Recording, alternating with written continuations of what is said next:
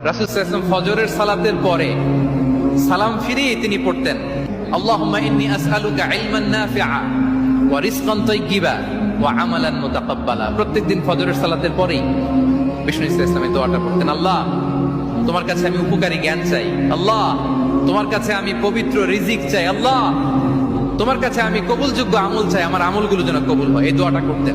এই দোয়াটা পড়বেন তো সবাই। বিষ্ণু ইসলাম নিজে পড়তেন সকালবেলা, একেবারে দিনের শুরুতেই।